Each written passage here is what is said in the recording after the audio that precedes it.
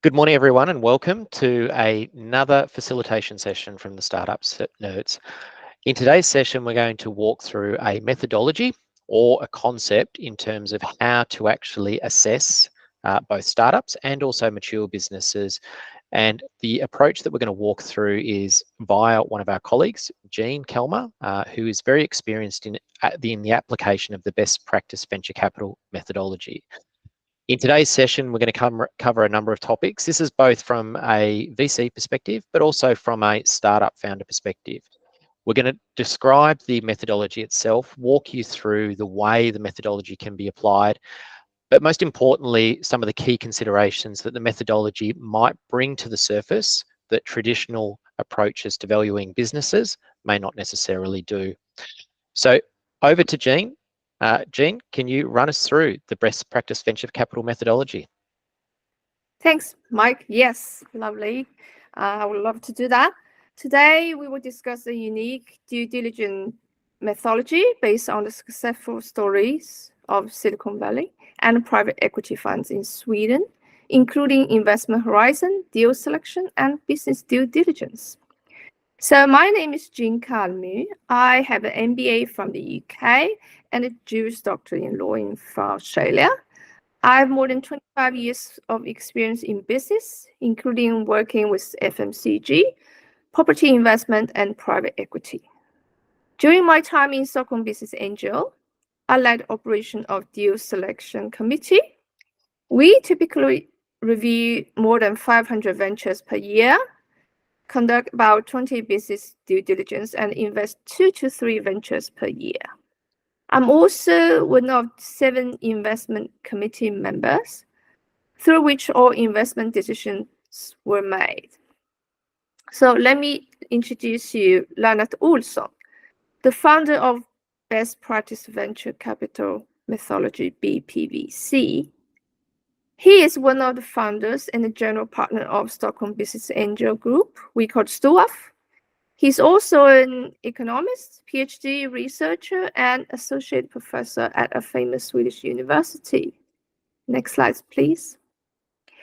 These 2 books, one in English and one in Swedish, outline his venture capital research, which led to the development of the BPVC methodology, which is an investment decision staging tool.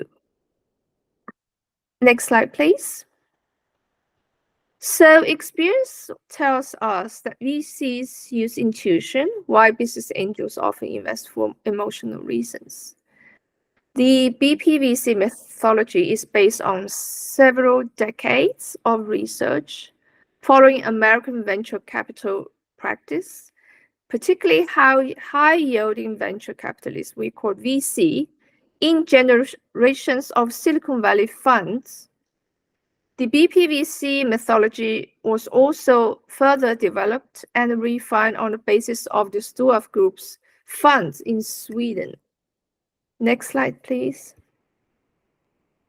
So here's the table content. Today, I will give you some overview regarding the stages of the startup, some investment statistics, exit strategies, predictability, and controllability. Then, I will dive deeper into BPVC methodology and discuss quantitative and qualitative projection, deal selection, business due diligence, startup categorization, and case studies. Next slide, please. Yes. So the stage of startup. Typically, the first stage of startup is where its focus is to make its product customer ready and suited for volume production. A common experience for investor is that founder underestimate the time required at this stage. Accordingly, the capital needs in this stage would also be underestimated. The development stage involves market entry and ends when sales accelerates. So the higher the capital requirement for financing the market entry, the more market or competition uncertainty remains at this point. The last stage is from sales acceleration to its IPO or trade sale. Next slide, please. As I mentioned before, in relation to the stool of steel selection, only 0.6% of 1,000 business plans received by a VC during the year got financed. And 60% of ventures receiving venture capital go bankrupt. Another 30% are merged or liquidated.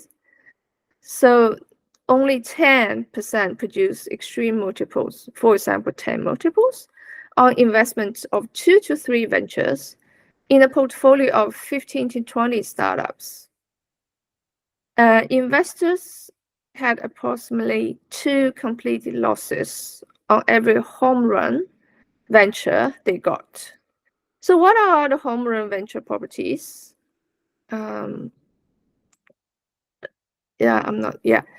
are continued rapid sale expansion due to great unexplored market potential, continued business scalability without steeply increased unit costs, which means that unit production and distribution costs should be rather flat or failing with scale.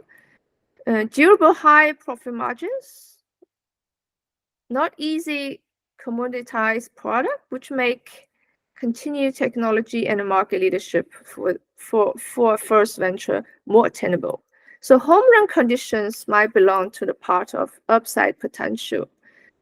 This has previously been defined as the upside opportunity component. For example, upside opportunities such as windfall gains makes VC cluster around the next generation wave of technology.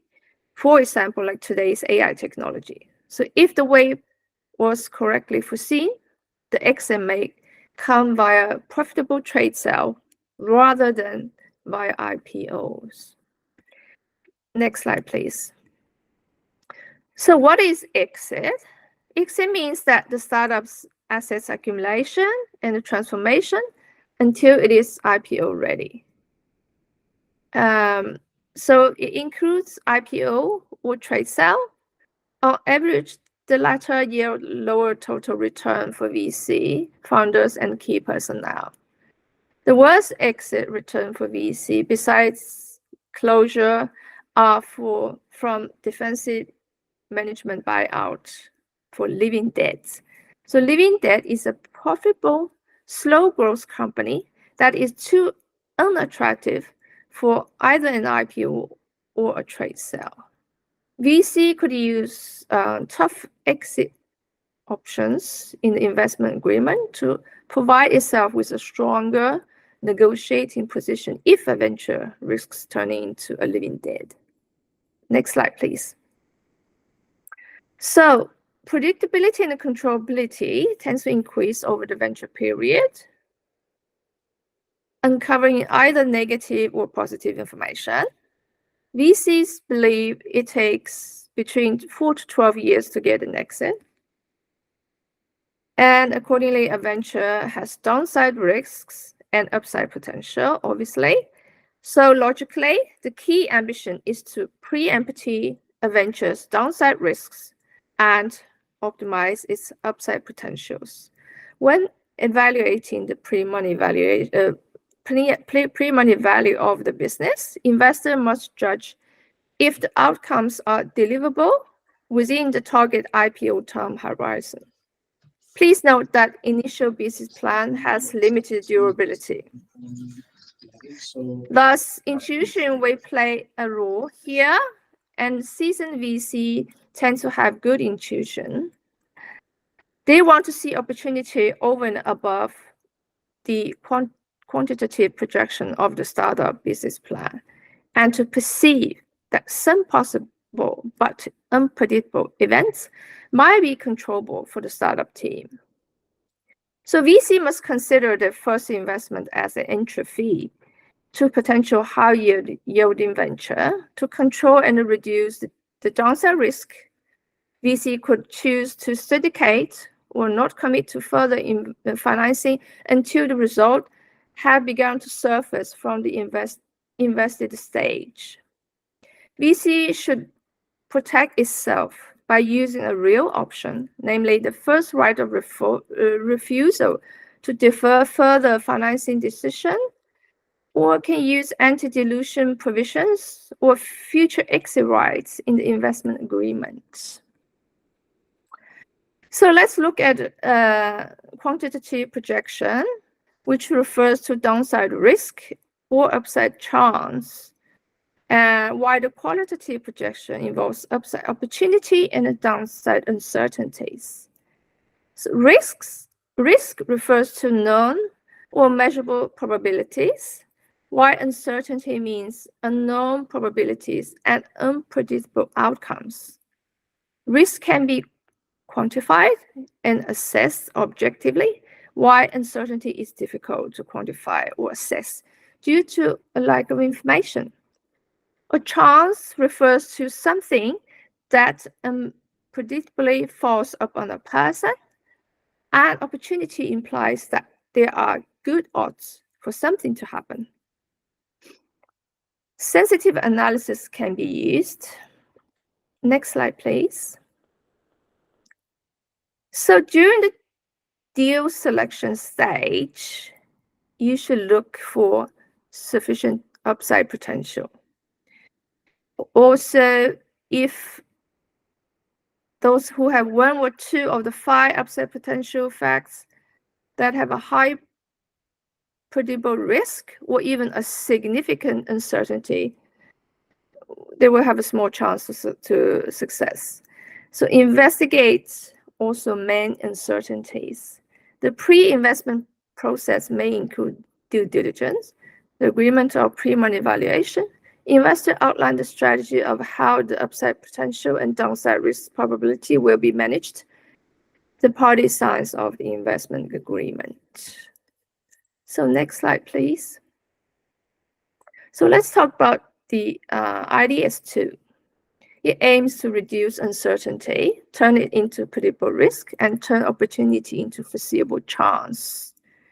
So it helps the investor to make decision about whether and which uncertainty must be addressed in each of the venture stages. So accordingly, the due diligence DD should look into 5 factors: technology, market, competition, entrepreneurial capability, and the financing potential. And after that, you can multiply the chance probability of these 5 factors. Then you will arrive at overall probability for the ventures to succeed. So accordingly, at the deal selection stage, identify whether, when, and how uncertainty can be sufficiently reduced, maybe all that is needed to reject a deal proposal, or decide to continue with more thorough due diligence, because doing due diligence costs time and money and resources. Next slide, please. So let's look at what we should do during DD. So for TMC factor, we should focus on windfall gains or losses, sensitive analysis on opportunity or uncertainty, and risk and chance. So windfall losses or gain refers to the result of unpredictable events with uncontrollable effects.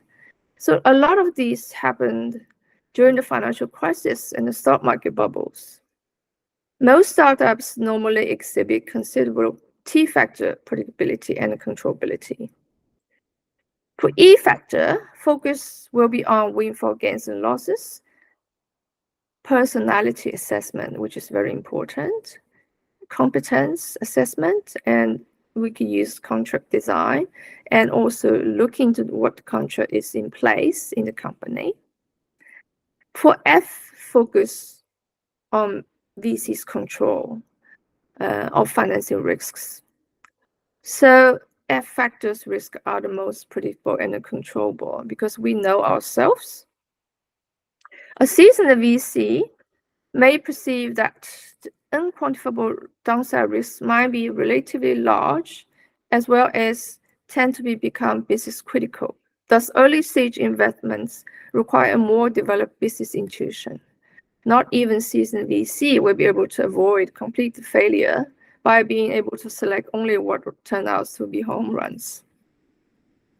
Next slide, please. So we know that unmet needs and high demand drive innovation. Time to market means being the first to provide those products or services. So here we have T Venture and M Venture. T Venture's product or services have advanced and disruptive technology in its industry with extensive IP protection. IP means intellectual property, which leads to easier and less costly market penetration. On the contrary, the M Venture's product and service has weak technology development with none or weak IP protection, which leads to the need for aggressive and speedy market penetration with higher costs and more competition. This means that M Venture has less time to wait for market entry. If a startup only has weak technology leads, VC often requires compensating strength in, for example, a superior E-team or an identified new market niche. On the other hand, strong tech startups with extensive IP protection have a less critical E factor. So the following 4 slides, I will give you some example of T Ventures and M Ventures. So this slide here, Oblique is a Swedish biotech company developing a new product, new type of antibody-based drug for treating advanced cancer and diabetes with precision medicine, an area with unmet medical needs. Oblique's innovation reduced development time and result in more specific antibodies than traditional approach. Its 2 business areas are drug candidate development and its antibody platform. It has extensive IP portfolio and several partners with big pharma.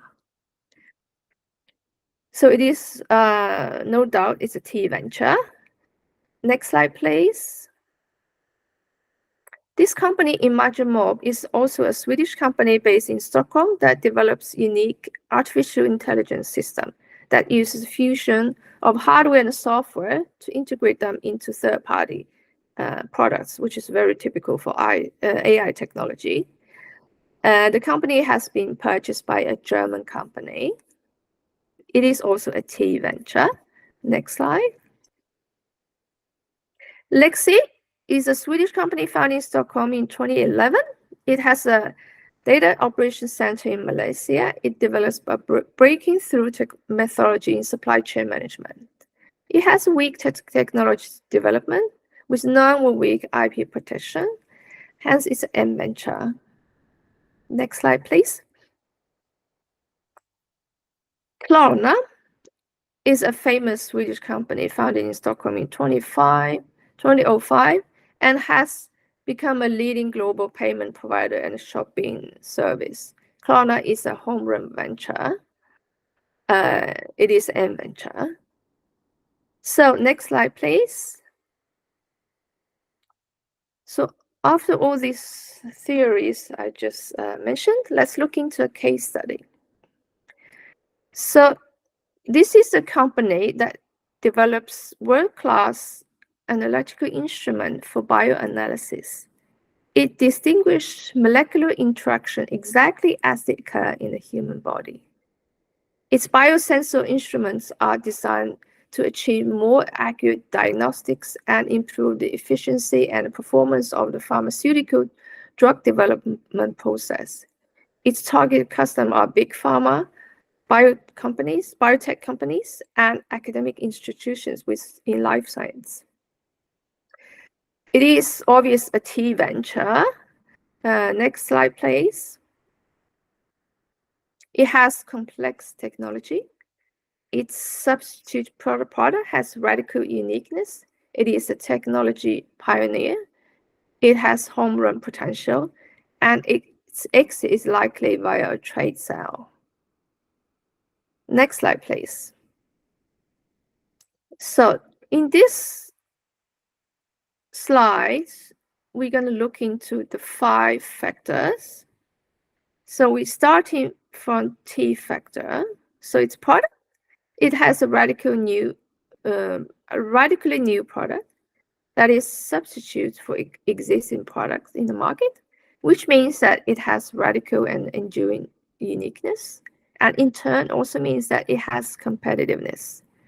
The product is complex with unique technology, which means high innovation and custom value, plus repeatable uniqueness and development ability. All this means further upside potential, maybe even home run potential.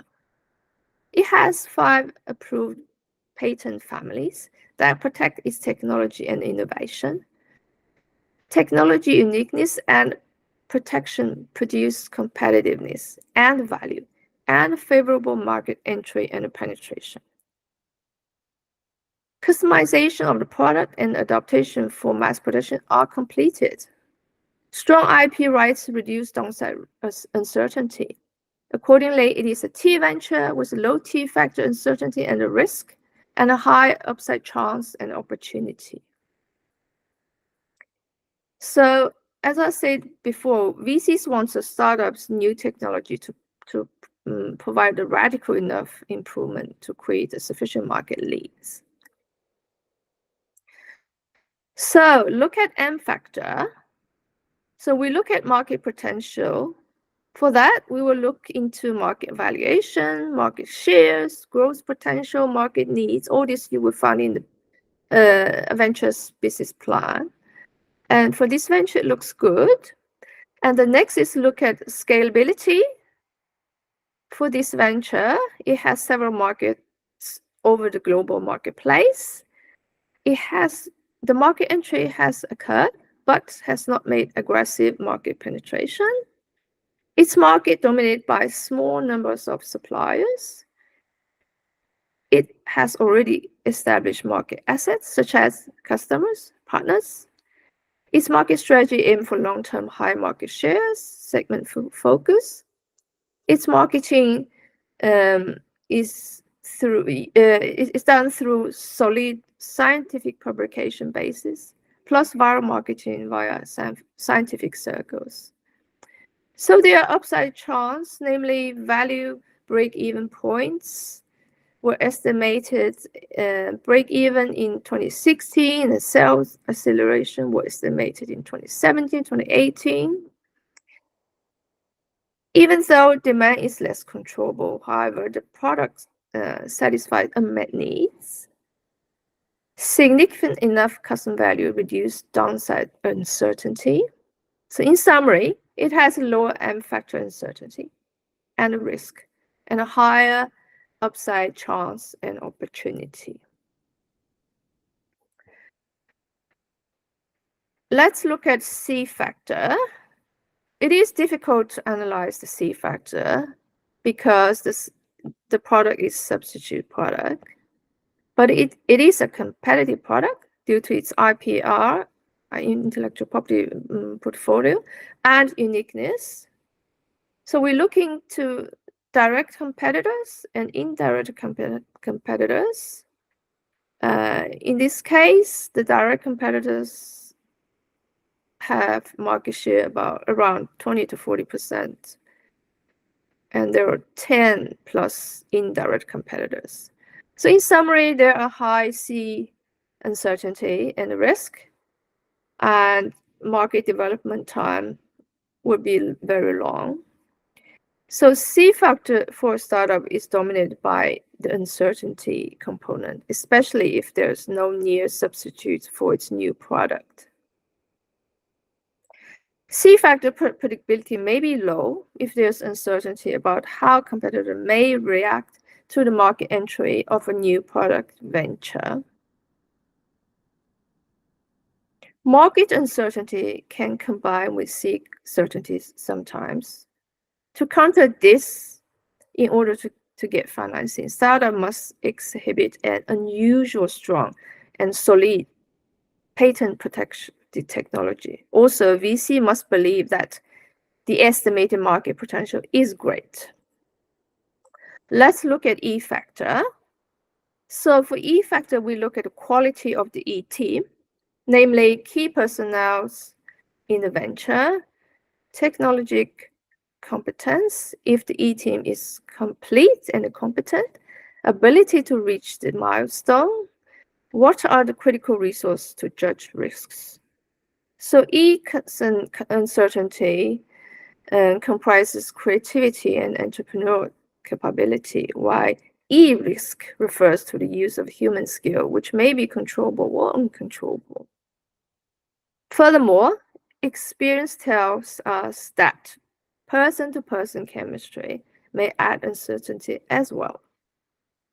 This suggests that the downside risk E factors uncertainty weights rather heavily in overall downside risk at the startup, and our experience confirmed that as well. Let's look at F factor. So in F factor, we must look at the pre-money valuation. At the time, that was 35 million Swedish crown. Capital needs that was in line with the forecast. It sought 6 to 10 million Swedish crown for increased sale, positive cash flow, and expansion to EU. 160 million Swedish crown has already been invested in the venture. We look at turnover. That was 3.2 million Swedish crown in 2015. Ownership structure, the funders, that's 90% owned by the funders. Burn rate was 700,000 Swedish kronor per month. Quarter to break even is about 4 months. Long-term capital needs was estimated to 55 million, which is very high. The rate of return and exit. And at the time, we estimate the time to exit is very long. So downside risk in F factors could, for example, be the leading VC maintain his confidence in the startup's potential, but co-investing VC stop investing. Or when the increased upside potential surfaces, significant increased investment must follow, which may force the leading VC to recruit more capital from the fund's investor or find new syndicated partners. Hence, VC with well-capitalized funds wants to work with trusted syndicating VCs. The financial risks are then more predictable and controllable. Another financial risk would be during late financing rounds, the funders may risk being denied capital if the E team fails to reach milestones. The investor may be unwilling to fund the next round. So in conclusion, the venture has yield potential. Yield potential means the maximum attainable yield per invested dollar that can be achieved by an investment. T factor and M factor potential compensate the low predictability in C factor. It has increased the speed of scale while also invest fewer resources in R&D. It has an upside opportunity in the future, which may indicate home run potential. We understood that good financing is an important prerequisite.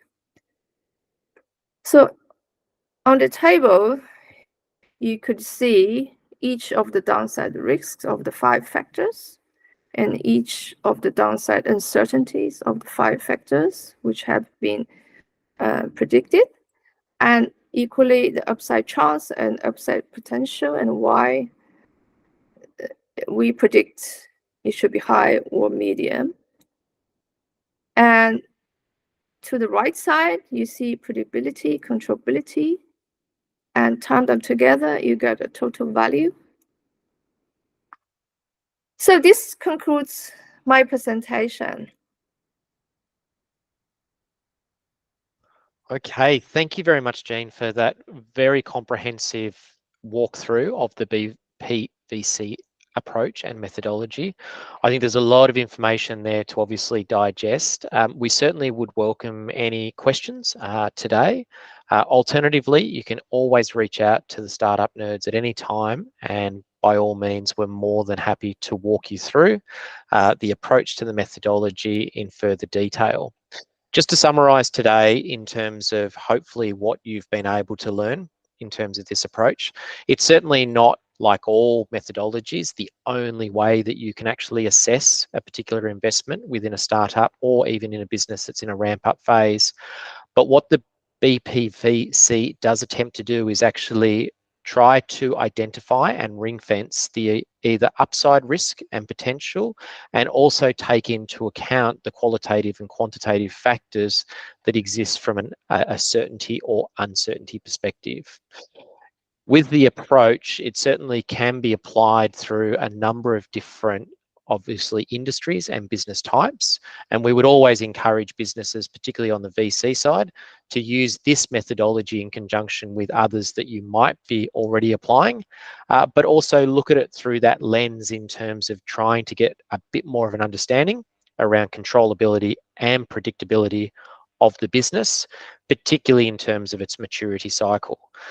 So, with that being said, we really do appreciate your time today, and a big thank you to Jean for putting together the presentation and walking us through it. So once again, thank you from the Startup Nerds, and we look forward to engaging with you guys soon. Thank you. Thank you.